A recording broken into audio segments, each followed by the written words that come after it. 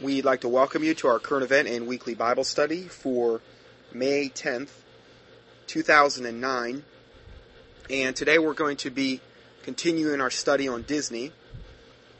And we're going to be looking a little bit here at a couple of the other people that play into this subject regarding Disney. We're going to be looking at Roy O. Disney and then Roy E. Disney. E meaning it's the abbreviation for their middle name. And just some more things that there's a lot that I'm leaving out here because if I were to go down every rabbit trail regarding this study, this would probably be about a 10-part study at least. So I'm trying to cover a little bit of everything with this study, not trying to make it too in-depth. And again, I will have this PDF up on the respective teachings for this. And what you can do is if you want to read the full thing, then you can go up there. And you can also check out the references as well because, there's a lot of different references and books that were used in order to compile all of this information. In fact, like I had said before, there's, my word, the end of this article, there is three solid pages of sources for what we're talking about today here. So this isn't just something that, we're just making up of. And I mean, oh my word, there's so many sources here. I'm looking at them right now. I just believe Fritz Springmeier was a meticulous researcher, and we're drawing upon that today to kind of give you a synopsis of this whole subject of Disney. So, who was Roy O. Disney? Well, he was born in 1893, and his brother Walt Disney, who we've talked about most of the time, was born in 1901. So he was, 8 years younger than Walt. And they actually had three other brothers, but Roy and Walt were only close to each other and not to their other brothers, who did not resemble them. So, Walt was named Walter Elias. Okay, so that was Walt Disney. His middle name was derived from his father's first name. The Disney family had immigrated from Ireland to Canada and then to the U.S.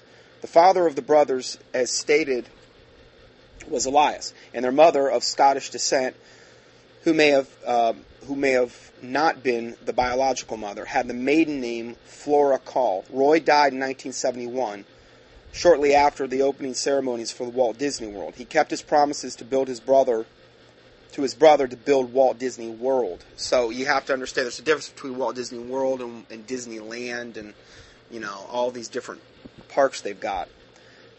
Now, Roy O., during the 1930s, lived in North Hollywood. Again, that's Roy O. Disney. Roy's family later located in the Napa Valley, California, and was associated with the Illuminati kingpins in the area. Napa Valley has been nicknamed the Valley of the Kings.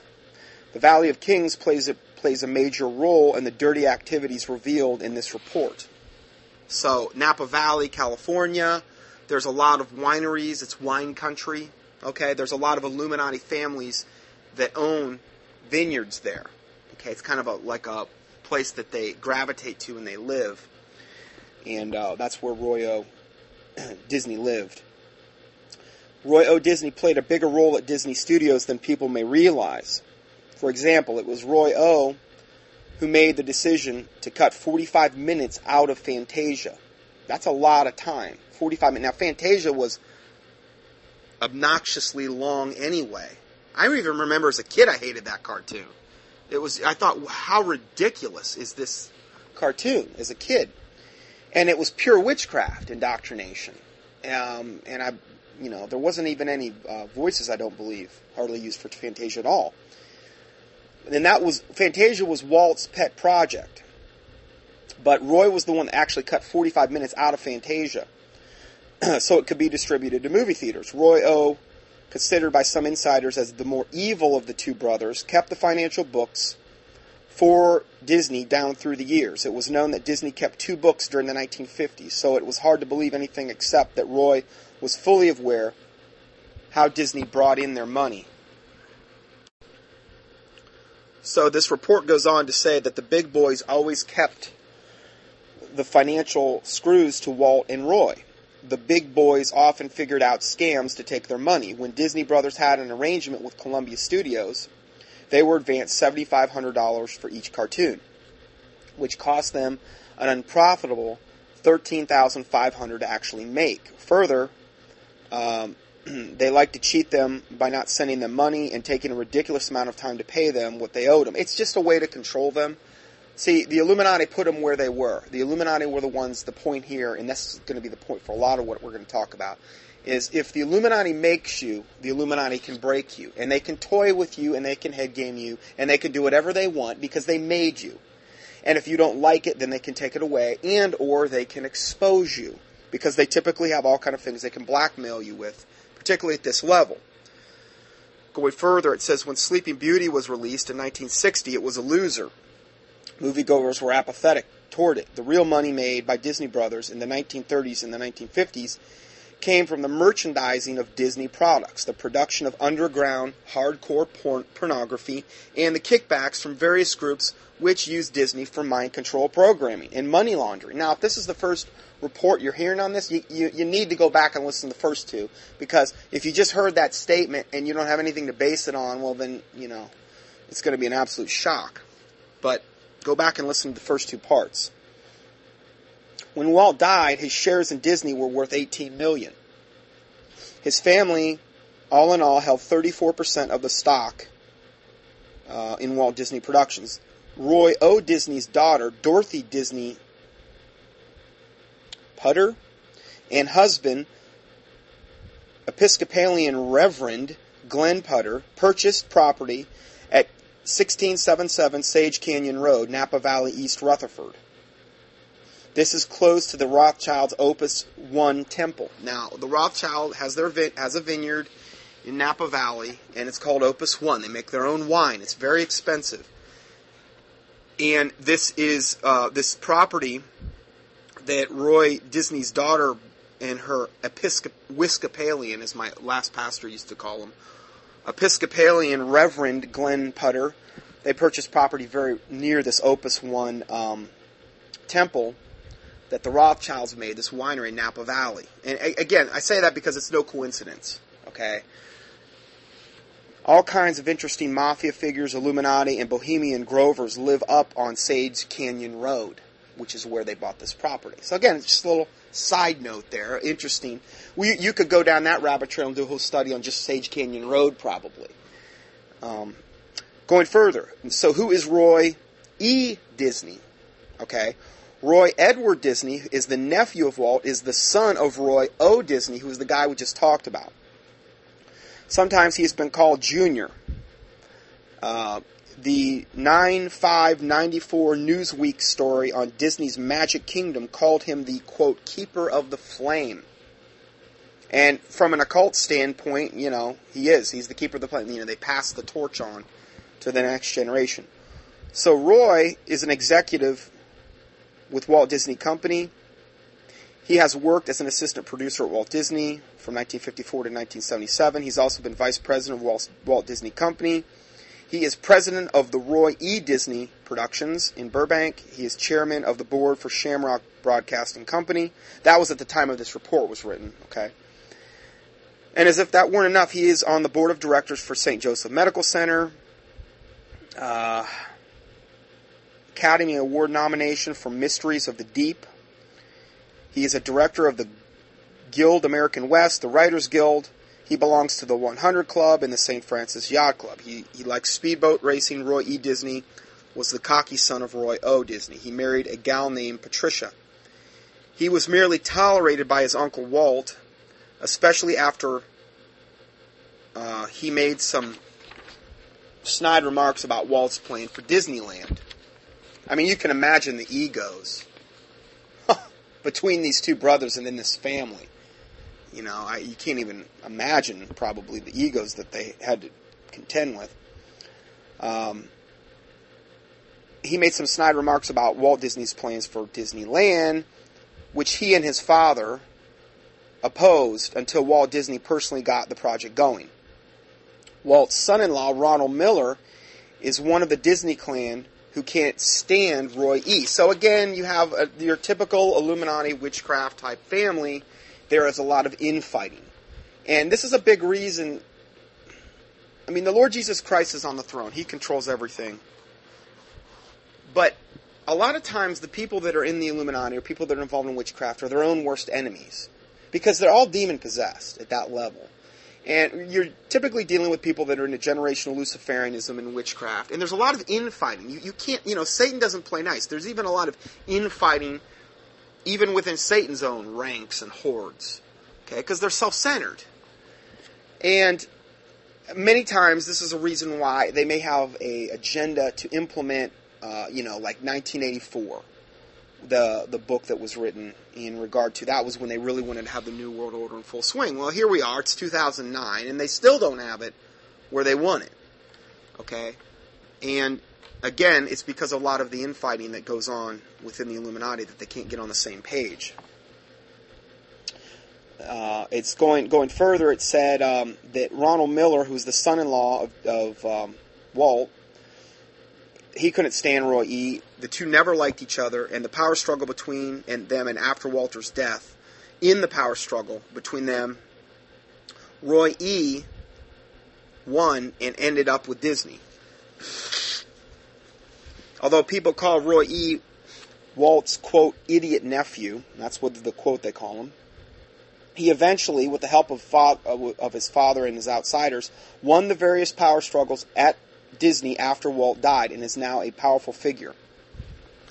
So going further, and again, I'm just wanting to give you a little bit of background on some of the main players regarding Disney.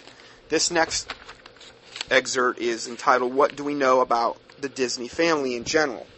Several members of the Disney family came to England with William the Conqueror. They were not known as Disney then, but because they came from the French Norman town of Iceni, is what it looks like. Now this is where the Disneys ultimately were from. They were from the French Norman town of Iceni. They took the name Disney and anglicized it into Disney. Okay, this is how a lot of people get their names. This isn't something that's out of the ordinary. Okay, so they come from the French Norman town of Iceni.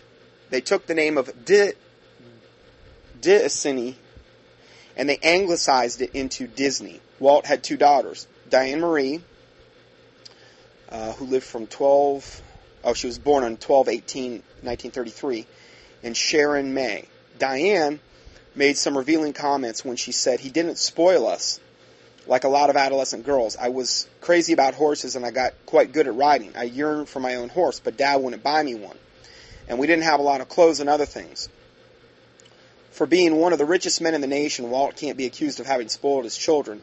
He was also very famous for his 10-cent tips at restaurants, which became the talk of the town. So he'd go to a restaurant, he'd leave a 10-cent tip, which is more of an insult than it is anything else. Of course, I understand back then, I guess it would depend what time era you're living in.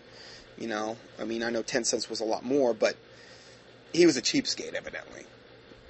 Now, Sharon May was adopted and arrived at the Disney home in 1936. She died in 1993. This adoption was actually kept very secret. The newspapers around the country announced that Lillian had given birth to Sharon, Lillian being Walt Disney's wife. And the Disney family kept up this lie for many years, when in actuality Sharon was actually adopted. The reason given for Sharon's adoption was that Diane, his real daughter, needed a playmate. For years, Walt Disney didn't care much for Sharon, the adopted girl, and seldom acted like he even knew her name. Walt had wanted a son, but his wife wanted to adopt a girl, so it was a beautiful girl that Lillian picked out to be a companion for her first daughter. Sharon was sent to private schools. She went to Westlake School for Girls, and was later shipped off to Switzerland to a girls' boarding school. So again, just a little more background there. Years later, Walt's wife, Lillian, even prevented a biographer from revealing that Sharon was adopted. Sharon died relatively young. It is important to look at the Disney family rather than just Walt Disney to try to understand the Disney phenomenon. For instance, in 1958, the Wall Street Journal mentioned that Lillian Disney was beneficial owner of over 10% of the common Disney stock. Lillian, who is Walt's widow now, or at the time, quietly purchased property, guess where, in Napa Valley, and moved there in the late 60s. It's kind of funny, they're all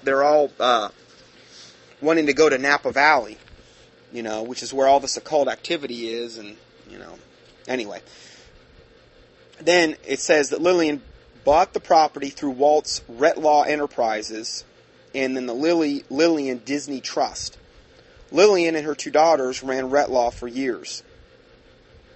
Diane Miller, her daughter, also bought land and moved to Napa Valley. The Lillian Disney Trust bought the Silverado Vineyards. Remember what I said about Napa Valley and the vineyards? Well, it's kind of like a cover for illegal and satanic activity most of the time. It gives it that veneer. Well, hey, there's all kind of, and you can have a lot of land if you have a vineyard, and who's to question you? So Lillian bought the Silverado Vineyards, which Diane and her husband manage as, quote, gentlemen growers, as they call it. This side of the Disney family is shunned by the Illuminati insiders in the Napa Valley. I mean, isn't that terrible? Those Illuminati insiders just shun them. Probably hurt their little feelings. Although very private, there are occasional moments of publicity from Diane Disney Miller when she donated wine for a fundraiser for Planned Parenthood. What a wonderful Christian influence that is. I mean, Disney, the bastion of wholesomeness and goodness, and they're going to donate some wine, probably blessed by the god Bacchus, who's the god of wine and debauchery. And then we're gonna donate this wine to Planned Parenthood. I mean, how appropriate. So it was a fundraiser for Planned Parenthood, and then it says Shasta Diablo, held at the estate of Newbaum and Coppola, owned by director-producer Francis Ford Coppola. Francis Ford Coppola is also an old mafia family. So, I mean, this is a mouthful. She donated wine for a fundraiser for Planned Parenthood, and then it says for Shasta Diablo. Now, Diablo means the devil. Anyway, Francis Ford Coppola owns a big winery and directed Disney's Caption EO film. I'm not sure exactly what that means, but locals in the Napa Valley do not trust any of the Disneys, especially Roy O's side of the family. That's Walt's brother. There are other Disneys who tie into the occult world. Wesley Ernest Disney, who is a 32nd degree Mason and a Shriner, who was also a U.S. Congressman. And state official and lawyer in Kansas, who had a brother, Richard Lester Disney, who was a Rhodes Scholar and a Mason too. Now, anybody that's of the Rhodes Scholar lineage is absolutely, totally Illuminati. Bill Clinton was one. And, Cecil Rhodes is who the scholarship was named after. He was this wicked pedophile diamond miner in South Africa, and that's who they named it after. It's like the De Molay Society in the Masons. They name it after this, was it Jacques de Molay, who was a total pedophile, and yet they name the part of the Masons that are for young boys after this rabid pedophile homosexual. It's insane. It would be like, I think Bill Schneebelen said this once, it would be like having a Ted Bundy home for battered women. It's almost like the Illuminati does things just to put it in your face, hoping you'll never investigate it, because they want to see how really stupid the sheeple people are. Now, I'm not making a blanket indictment of everybody on the planet. I'm just saying that's what they're, and we're going to read that's one of their common themes. They just want to see how much they can get by on somebody. But, you could see all these people. They're all Masons and Shriners and Rhodes Scholars. Then we have Wesley Ernest Disney, who began as a lawyer in Muskogee County, which is he says is a satanically controlled county, and was also a Christian Scientist. He lived in Tulsa, which is a powerful city of the Illuminati hierarchy. Doris Miles Disney have been a writer of occult fiction. Well, that's exactly what Walt Disney was. Disney cartoons, Fantasia, and all these other things that have been done, we've cited a lot of the inappropriateness. He just did it in a more subtle way. But he did it in a more, the more subtle the devil could do something, the better. And he's indoctrinated the whole world, particularly children, into witchcraft. Now it's perpetuated into things like Harry Potter and the Twilight series and all of the other things that are more overt. But what got the ball rolling, truly, with the kids particularly, with the children, was Walt Disney. He was the one that got the parents who, were letting their kids get into Harry Potter and these types of things. That was where the door got opened. It's through Disney. Doris Miles Disney was a writer of occult fiction.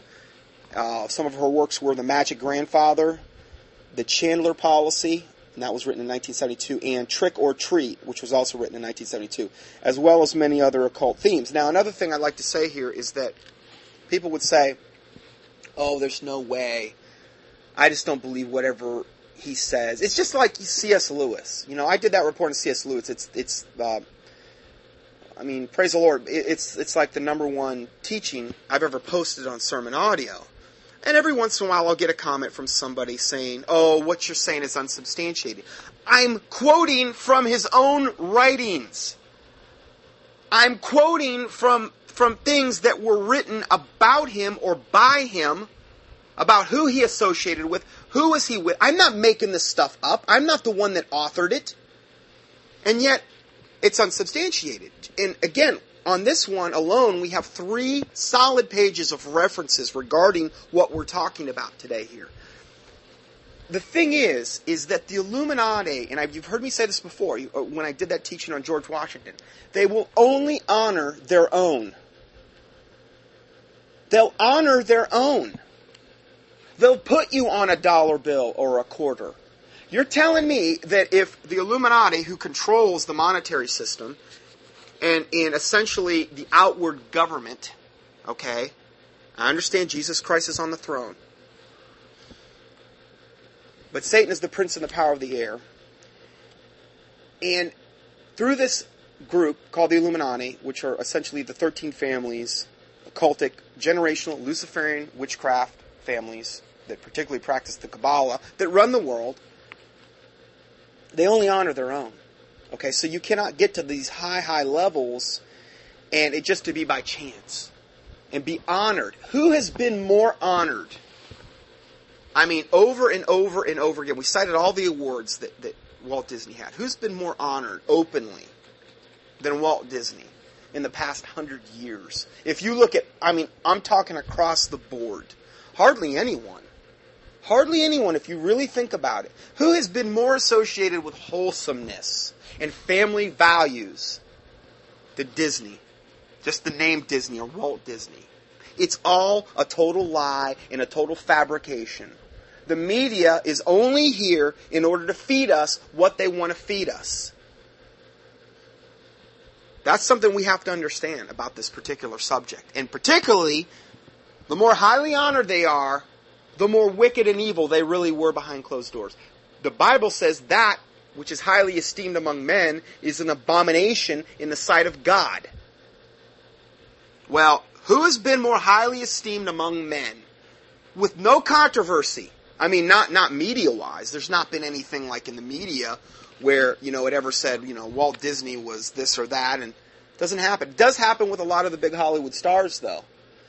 They went out of their way to make sure that he had a totally squeaky clean image. And he was highly, highly, highly honored. So it's just something to think about. If we go further, the story of Disney's silent film career is not so much a struggle for artistic expression as it is a fight for commercial stability. Okay, so during the 1920s, Walt stayed safely within the confines of comic animation, as defined by others, such as the producers of Felix the Cat, Coco the Clown, and Crazy Cat. In other words, Many of the ideas were coming from just himself. Disney's movies were not any better than others. In the 1930s, Disney got some of the best talent available, though, and he began to settle for only the best results from his talent. With the mob and the Illuminati behind him and driven by an indebtedness to them, Disney began to achieve outstanding results in animation. Between 1924 and 1927, Walt Disney made a series of 56 silent Alice, what they call Alice comedies, which is where we get Alice in Wonderland, which used three different girls. 6-year-old Virginia Davis, Margie Gay, and Lois Hardwick were the three girls. They were used to act as Alice, who romps around a make-believe cartoon world. These cartoons combine live action and animation. By the time the series was done, Walt Disney wanted to try to work solely with animation. Margaret Winkler distributed Walt Disney's Alice comedies. From the beginning, children were the center of everything that Walt did. The occult world that backed Walt, as well as Walt himself, believed that if they could bring out the child in a person, then they could appeal to the curiosity and feelings of that child part, whether that child part be of a real child or an adult. They wanted to bring that wonderment in child out, but they wanted to do it in an unbiblical way, you know. If it worked with adults, they could do the same for that part with the children. They even knew that in the 1920s and 30s what had to be accomplished in the secret great plan for the New World Order.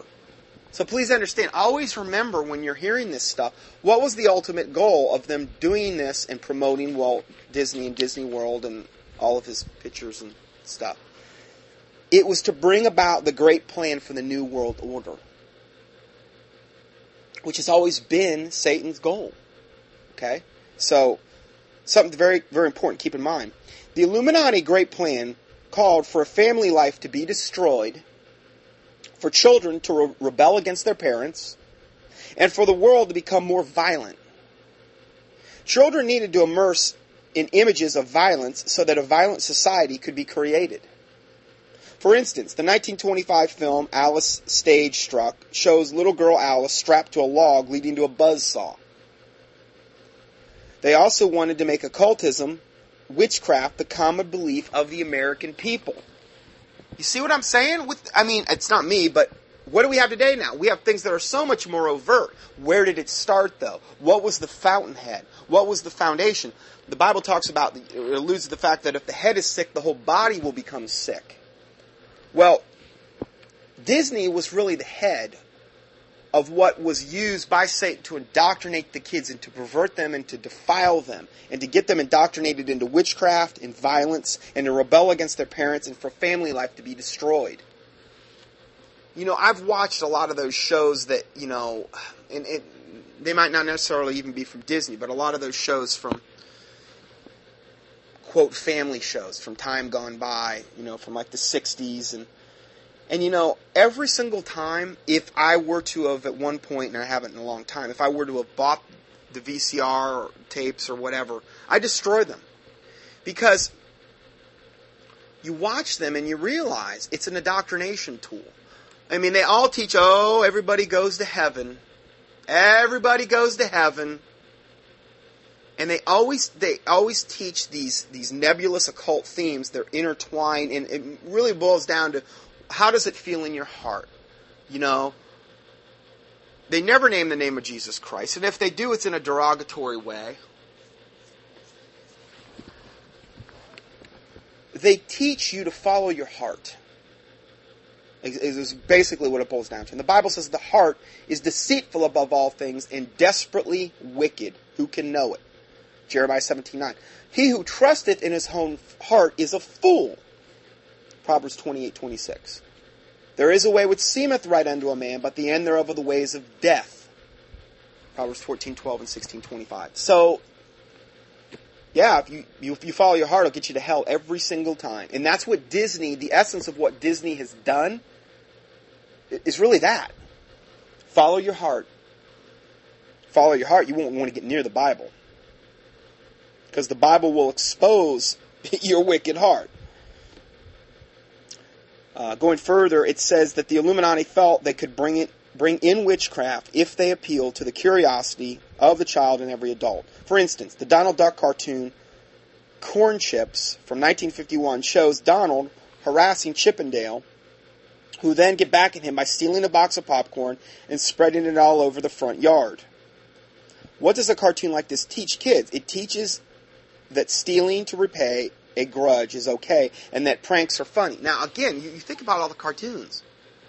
I mean, even them back then, they were just pure violence.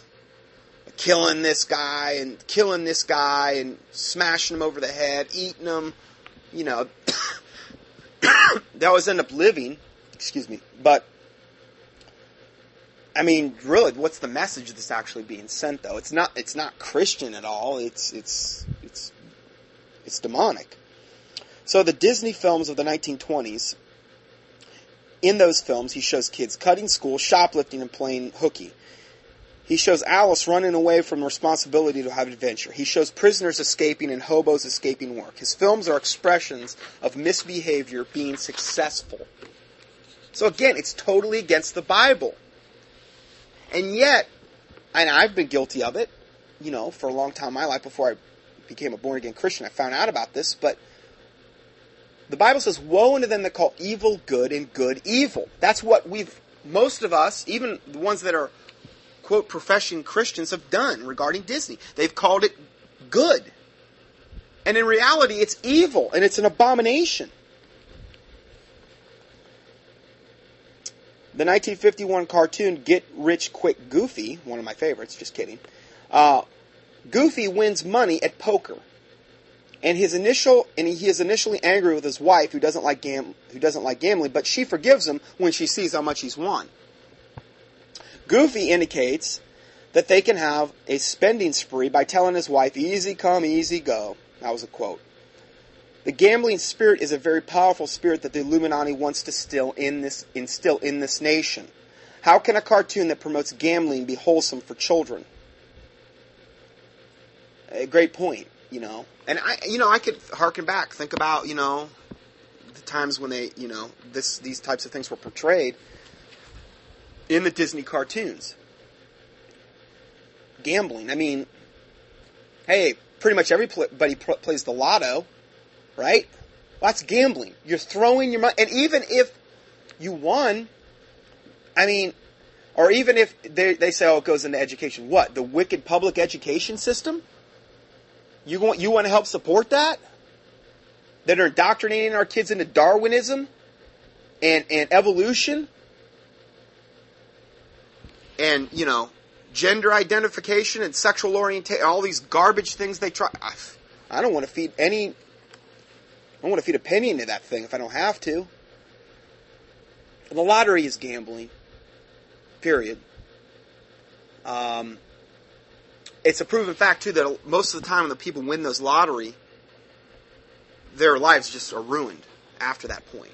And I kind of wonder, is it because the spirit of greed and then they become self-complacent, or is it maybe the source of where the money's coming from? It's like blood money. It's what I'm saying is that it's wicked. It's a wicked system, and you're winning wickedness. I mean, if you go to a casino and you won $1 million, do you think that's money that God has blessed?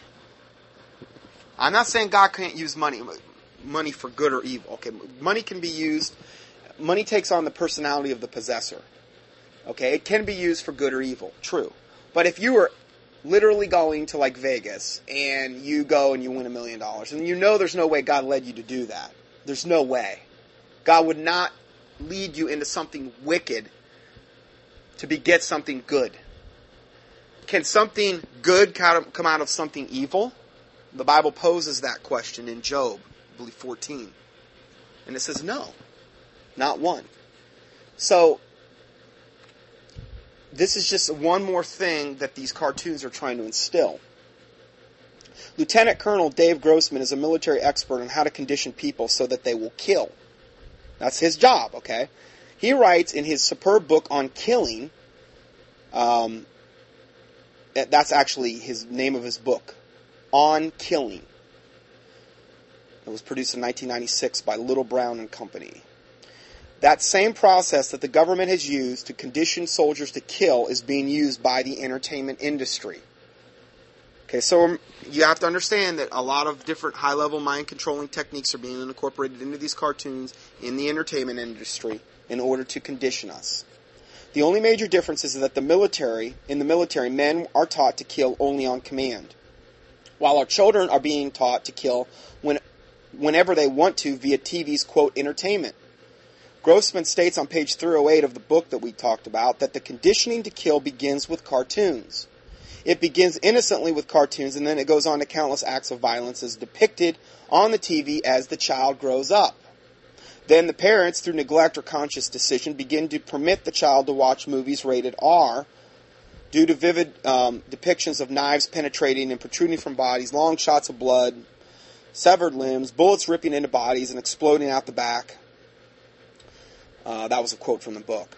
While children see horrible deaths on TV, they learn to associate the suffering with entertainment, pleasure, and their favorite soft drink, their favorite candy bar, and close, intimate contact with their date. Disney has the appearance of wholesomeness. This appearance also is quite deceptive. A close study of the Disney cartoons will reveal lots of violence that could not be depicted if the violence was actually real life and not animation. Now, this is a really important point. Let me read that again. A close study of Disney's cartoons will reveal lots of violence that could not be depicted if the violence was actually real life and not animation. Why? Because a cartoon, your defenses are automatically lowered. They could get away with so much more in cartoons that they could never, ever get away with on real TV. What are some examples of that? That putrid, blasphemous Family Guy show. There's one other one, too. What? American Dad? Yeah. South Park, which is so blasphemous. South Park is, I tell you, if you don't watch just a 15-second clip of one of those shows, if it doesn't make you righteous indignant, something's wrong. I mean, it's so blasphemous. But these shows have taken all of what Walt Disney started to the next level. Okay, this is the logical progression of what Satan wanted through the beginning of cartoons, which was Disney. I mean, there were not cartoons. We did not have animation. We didn't have TV before this. So, its wholesome front, which is one of the deceptions that makes Disney cartoons and films so dangerous. Yes, the image of Disney has been that of cartoons or wholesomeness. No wonder the Illuminati mind control programmers have laughed at how naive the American public is toward Disney. See, they're laughing at you if you think that Disney is wholesome. These programmers. The Disney Gargoyle cartoons are a television series of pure demonology. What are gargoyles? I mean, gargoyles are essentially winged draconian reptilians, which would be, one of the main ways that Satan is portrayed. I mean, there's different classifications of these supposed aliens that have come to the earth, and I don't believe any of that garbage. They're either Nephilim-like creatures and or fallen angels and or transdimensional beings manifesting in this particular form. And probably a combination. Hard to be super dogmatic, but one of the main ways and one of the highest castes that when people supposedly encounter these things are the winged reptilians. What is that? That's a gargoyle. Okay? I mean, are you telling me there's no basis in truth and or evil for gargoyles? There's just there's nothing to it. No. It's a lot like the winged dragon and the great dragon and Leviathan that the Bible talks about. So don't tell me there's no basis in truth for any of this. It's pure evil. But Disney had a whole cartoon series, Disney's Gargoyles. The storyline is that a race of demons protects New York City. That's what this story that Disney's put out says. One of the gargoyles is even named demonia, like demon, demona. The Illuminati programmers are amazed at how stupid the masses of people are and how easily deceived they are. The Illuminati and Mafia knew that Walt had the ability to get the job done that the great plan called for. I'm telling you, this Walt Disney, Disney in general has been one of the greatest tools of Satan in the last 100 years. Bar none, hands down. I'm not saying the greatest, but one of the greatest tools. They knew that they had the carrots and the sticks to get Walt Disney to cooperate. There's, meaning carrots, like a carrot, you hang out in front of a donkey to get them to do something, and a stick, meaning they'll beat you with the stick if you don't do it. There's no doubt that Walt was a hard worker, who in turn expected high standards from his employees. One of the co-workers of Walt wrote that, quote, Walt made a simple statement, that you can lick them with the product if you make your product good enough. They cannot deny it. In Walt's estimation, everything that was done had to be executed with a great deal of thought and finesse. In 1922, Walt made the film Cinderella. This is not to be confused with a later animated film, also with the same title, released in 1950.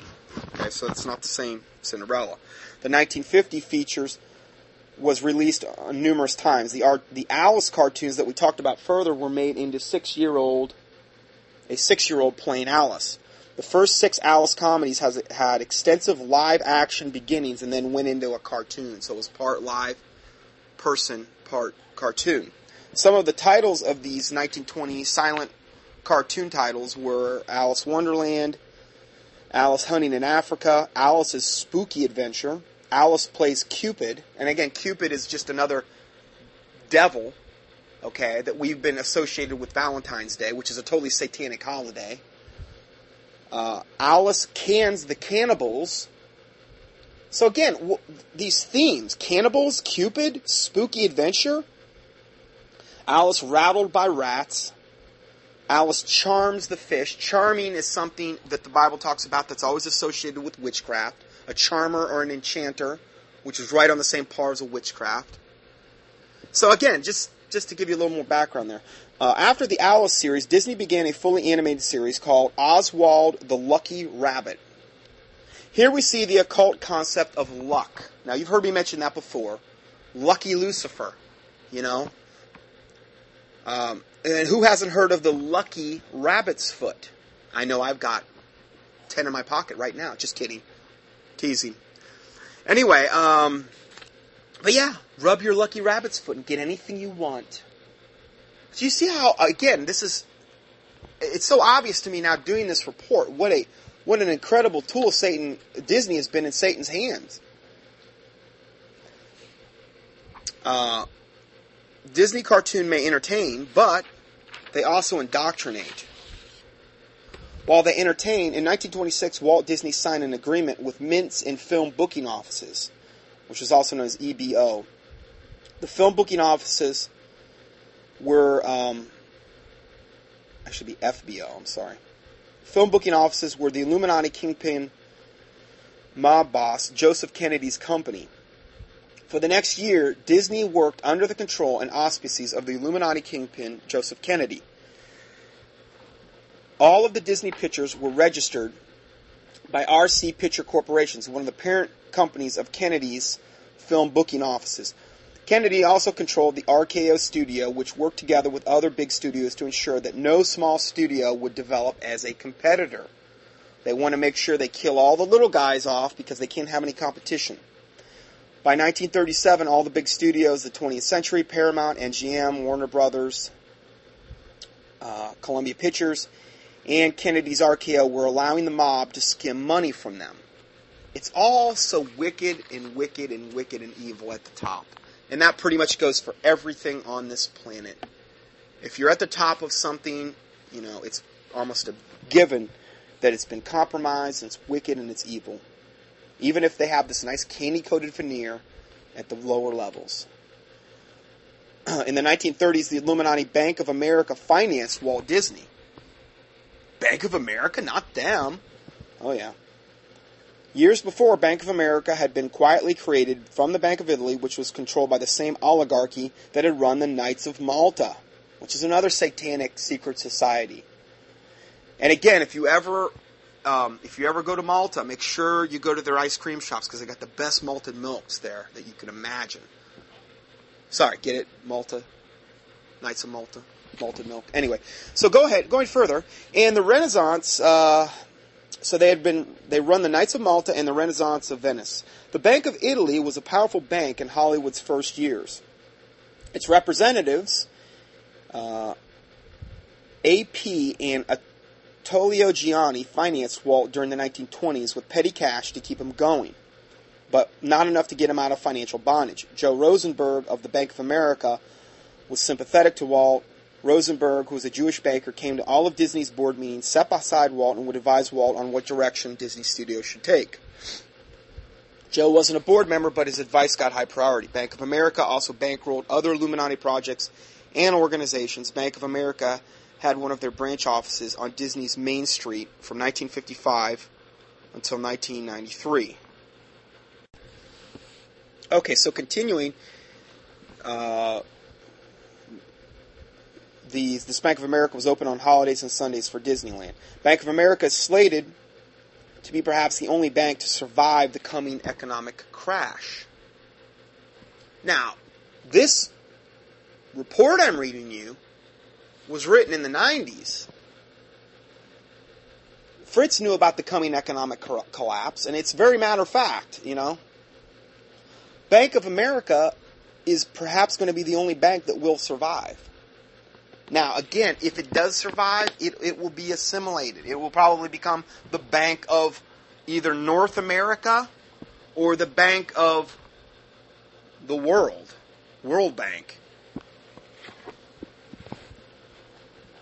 Because some banks got to survive, right? All the other ones got to go. And when this economic crash happens, the Illuminati kingpins will actually allow their own banks to crash. Why? Because it's all part of a controlled crisis to bring about a controlled change. Order out of chaos. Order ab chaos, the motto of the 33rd degree Freemason. Order out of chaos. It's part of the Hegelian dialectic. They create one problem and, have two opposing sides, and then the ultimate resulting of that is their controlled outcome. Bank of America executive Clark Bice, who is also a Scottish Rite Freemason, has been a member of Disney's board of directors from 1965 to 1975. One of the biggest depositors in Bank of America is Roy E. Disney. Other Disney execs like Rich Frank have also used the Bank of America as their bank choice. Bank of America bankrolled the Disney animation of Snow White. Let's see here. I need to read this. Walt managed to